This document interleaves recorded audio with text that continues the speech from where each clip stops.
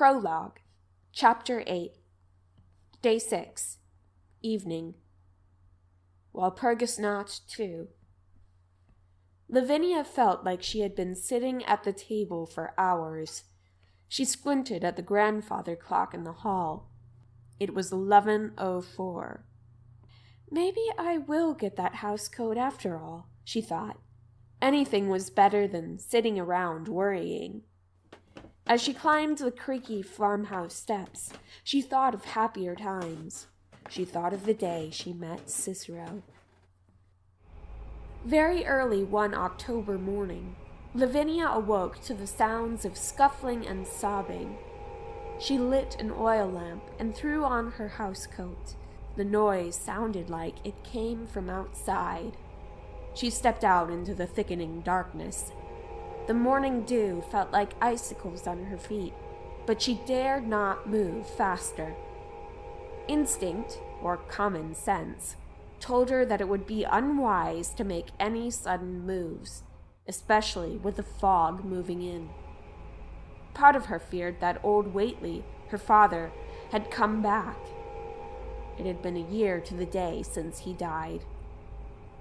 She inched closer and closer to the source of the wailing. It's coming from the outhouse, she thought. What on earth would a ghost want there? She reached the door. She took a breath and steeled her nerves. Who could be prepared for what she saw inside? Ah! Please, Watcher, don't hurt poor Cicero. A young man, about her age, was cowering beneath the sink. He was wearing only a ratty pair of trousers. He was clean-shaven, but in desperate need of a haircut. His eyes were as wide as growfruits. It looked as though he hadn't slept in weeks. Lavinia was perplexed. There were so many questions that she wanted to ask, such as, "Who are you?" and "What are you doing in my outhouse?" She settled on, "What's wrong?" "Shh! The Watcher is coming," he hissed. "What?" "Not so loud! He'll hear us." Cicero latched the door shut behind him. "Who's the Watcher?" Lavinia asked, her voice lowered. She leaned in closer. Oddly enough, her fear had evaporated like fog in the sunlight. She was now more curious than anything. "Someone who used to be my friend," he said. Cicero was visibly calmer now, too.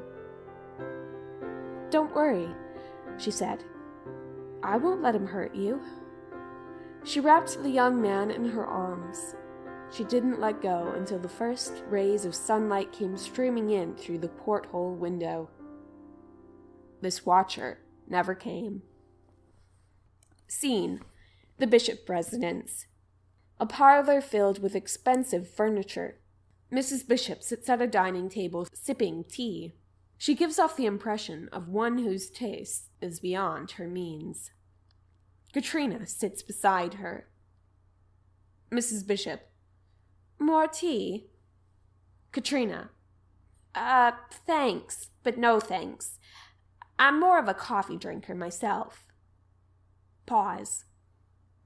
"Sorry again about what I said and about accusing you of making all the noise and..."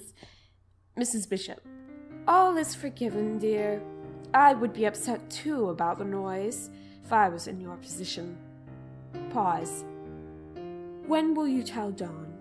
You can't keep it a secret forever." Katrina: "When we were on our honeymoon, we were so happy. We still are. If I had known we would be spending who knows how long with your friends, I would have waited. I would have waited until this whole nightmare is over." Mrs. Bishop: "I'm sure you two will make it work." Katrina: I know. Scene: